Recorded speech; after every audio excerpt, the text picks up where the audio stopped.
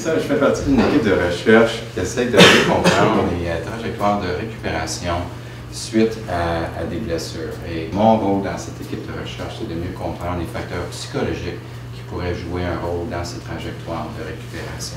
Comme vous le savez, nous avons un gros problème d'incapacité associé avec les troubles musculo-squelettiques ou la douleur en général. On parle de l'incapacité qui est associée avec la douleur. Et en termes de, disons, l'ampleur du problème de l'incapacité associée avec la douleur, on trouve que c'était assez stable entre les années 1950 jusqu'à les années 1980. Mais après les années 80, on commence à avoir une explosion d'incapacité associée avec la douleur. La même chose qu'on a vu avec les troubles musculo-squelettiques, on commence à le voir avec des troubles de santé mentale.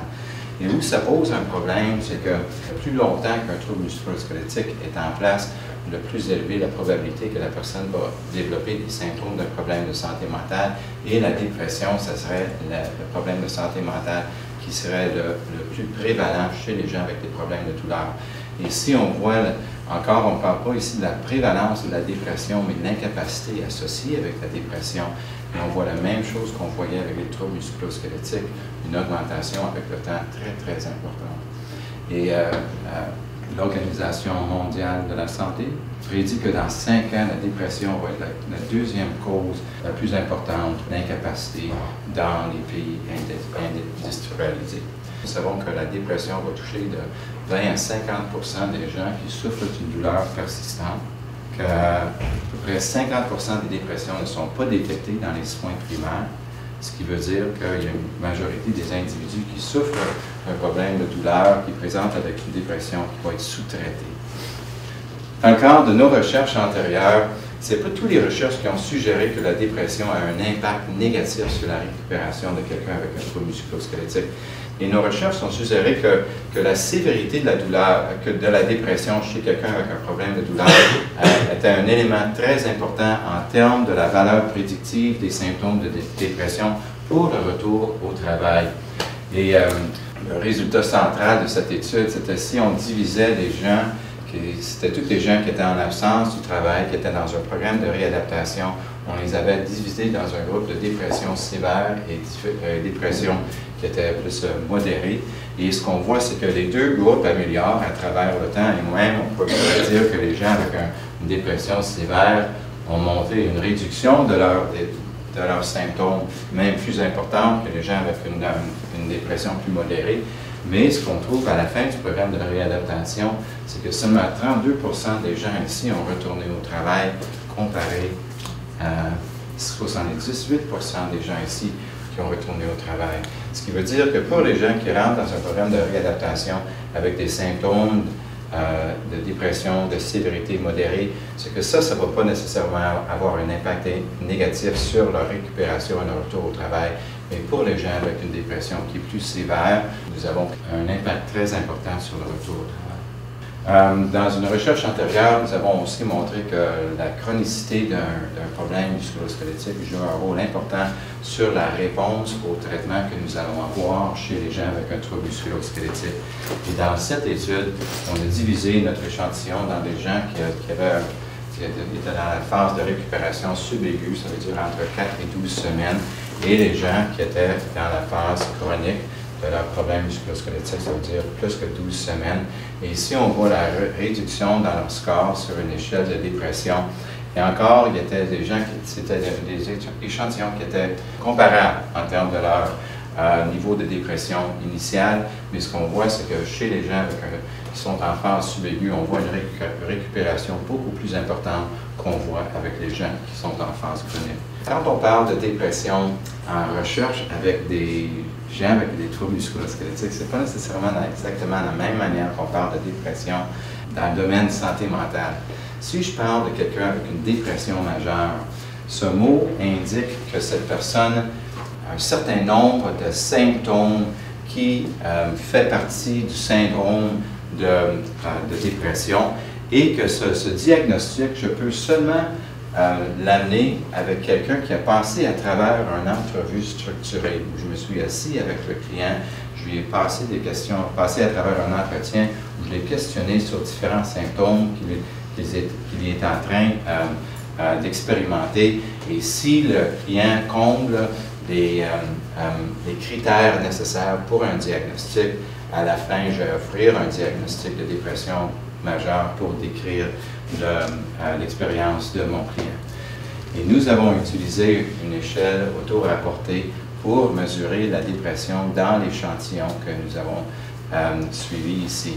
Et des instruments comme l'inventaire Beck de dépression peuvent nous donner une indication de la sévérité des symptômes de dépression que la personne est en train d'expérimenter, mais ce n'est pas la même chose que de dire que la personne a un diagnostic de dépression majeure. Dans la recherche que nous avons réalisée, les gens qui ont eu un score qui était au-delà du seuil clinique, qui est une valeur de 16 sur le BDI, on les a considérés comme le groupe dépression, et les gens qui avaient des scores qui étaient sous le seuil clinique ont été considérés comme sans dépression. En termes de l'échantillon, on avait plus de femmes que d'hommes comme participants. La grande majorité des gens avaient indiqué leur site primaire de douleur comme leur dos, et les catégories d'emploi qui étaient le plus représentées, c'était des gens qui travaillaient en travail manuel ou dans le domaine de santé. Et dans le domaine de santé, c'était plutôt des infirmières qui étaient mieux. Le défi expérimental ici, c'est que on voulait examiner l'impact de la dépression sur la récupération des gens avec un trouble musculo-squelettique, et on voulait les examiner dans la phase subaiguë. Et on voulait aussi mettre l'emphase sur la période subaiguë, parce que si on voulait être en position d'intervenir pour prévenir des problèmes de récupération, on serait mieux placé dans la phase subaiguë que dans la phase chronique, parce que les recherches nous suggèrent qu'en phase chronique, les gens ne répondent pas très bien à nos interventions. Ça fait ce qu'on avait, c'était des gens qui étaient entre 4 ou 12 et 12 semaines, qui étaient référés à un de 6 différents centres de réadaptation. C'était vraiment des centres de physiothérapie. Et quand ils étaient admis au programme d'intervention, ils ont rempli des échelles pour mesurer la sévérité de la douleur, la peur de la douleur. On a demandé aussi aux intervenants d'indiquer le degré qu'ils croyaient que la personne était prête à reprendre leurs activités professionnelles. On a mesuré aussi la pensée catastrophique et la dépression. On a mesuré ces différents éléments à 3 reprises vraiment au début d'un programme d'intervention qui était à peu près de 7 à 8 semaines. Et ce qu'on se demandait, c'est que est-ce que les valeurs sur ces différents instruments nous aident à prédire le niveau de douleur de la personne et le retour au travail 1 an plus tard. En termes de prévalence de dépression qu'on a vu à l'intérieur de notre échantillon, durant la première semaine de l'intervention, on avait 40 des gens qui avaient un score qui était au-delà du seuil clinique sur le BDI. Ça tombe à 28 à la 4e semaine et à 20 à la 7e semaine. Et ce qui est intéressant de ces données-là, c'est que premièrement, ça nous suggère que oui, nous avons un problème de douleur, pas de douleur, de dépression, qui est assez important dans cette clientèle, mais que même dans une intervention qui n'est pas considérée comme une intervention de santé mentale, nous voyons une réduction d'à peu près 50 dans le nombre de personnes qui ont des scores au-delà du seuil clinique sur un instrument qui mesure la douleur. En termes de l'échantillon au complet, à peu près 69 des gens avaient retourné au travail suite à leur programme de réadaptation. Nous avons une différence assez importante entre le nombre de personnes avec une dépression et sans dépression qui ont retourné au travail, où presque 80 des gens sans dépression retournent au travail, mais seulement 56 des gens avec dépression retournent au travail. La dépression, c'est seulement un des facteurs de risque psychologique que nous savons peut jouer un rôle dans les trajectoires de récupération. Et ici, on voit que les gens qui sont en dépression obtiennent des scores qui sont plus élevés sur des instruments qui mesurent la douleur, la dépression certainement. Ils ont des niveaux de pensée catastrophique plus élevés, ils ont des niveaux de peur de douleur plus élevés. Ils obtiennent des scores plus élevés sur des mesures d'auto-rapport d'incapacité aussi. Quand on leur demande à propos de leurs attentes vis-à-vis de leur retour au travail, ils se croient moins capables de retourner au travail. On voit qu'au plan psychosocial, que les gens avec une dépression ont des scores plus élevés sur différents facteurs de risque. En termes d'une évaluation physique, on voit sur la distance qu'ils sont capables de marcher en 5 minutes qu'on ne trouve pas vraiment de différence ici. On s'est demandé de ces différents facteurs de risque parce qu'on ne voulait pas seulement évaluer la dépression, mais est-ce que la dépression nous donne une valeur ajoutée à différents facteurs de risque qui sont évalués souvent dans cette population. Et dans ce tableau ici, on se demande sur les variables comme la dépression, la pensée catastrophique et la peur de la douleur. Et on veut prédire le niveau de douleur que la personne est en train d'expérimenter un an plus tard. Quelle est la valeur prédictive de ces différentes variables? Et on voit que des hauts niveaux de pensée catastrophique, c'est le meilleur prédicteur de la persistance de la douleur chez le client. Mais la dépression joue un rôle significatif aussi et la peur de la douleur n'est pas une variable qui est importante en termes de la prédiction de la persistance de la douleur. Quand on s'est demandé de quelle de ces variables nous aide à prédire le retour au travail un an plus tard, les astérix ici nous indiquent que la dépression est un meilleur prédicteur de l'absence du travail que la douleur elle-même chez les clients avec un trouble musculo-squelettique.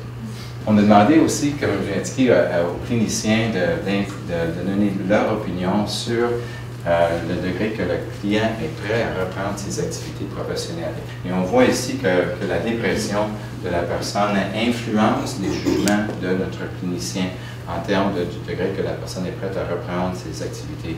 Et où ça peut avoir un impact négatif ici, c'est que si le clinicien fait un jugement que la personne n'est pas prête à retourner au travail, ça augmente la probabilité que le clinicien va aussi être prêt à offrir d'autres services pour cette personne et rallonger la période de réadaptation. Ici, on voit que le plus que le clinicien voit une réduction dans la dépression de notre client, le plus que notre client croit que notre client pourrait reprendre ses activités professionnelles.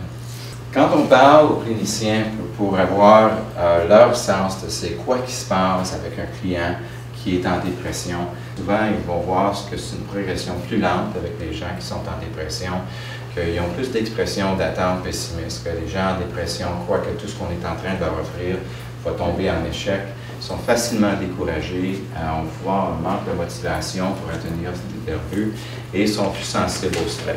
L'essentiel ou l'ingrédient important qui ressort de ces recherches, c'est que je pense que nos recherches rejoignent celles des recherches antérieures qui indiquent que la dépression, c'est un facteur de risque pour une incapacité professionnelle prolongée suite à une blessure musculo-squelettique. Et certainement parce qu'on voit maintenant que c'est un facteur qui est prédictif même durant la période subaiguë de récupération. De plus qu'on peut porter attention à la détection de la dépression dans ces gens-là, que de plus on va être en position pour intervenir. Ça, c'est nos gros défis ici. Nous n'avons pas beaucoup d'influence sur ça, qu'est-ce qui se passe avec notre client durant la première année.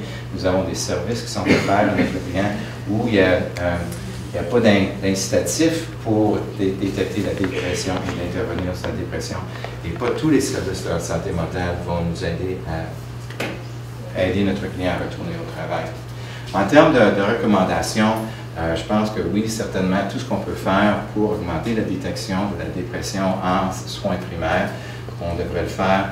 Je pense qu'à un certain point, il va falloir essayer de se diriger dans la direction du développement de protocoles standardisés pour la gestion de la douleur dans cette population. Et nos recherches suggèrent une combinaison de physiothérapie avec une intervention psychologique qui est très centrée sur l'activité et la mobilisation pour être une combinaison de traitements qui aurait des avantages.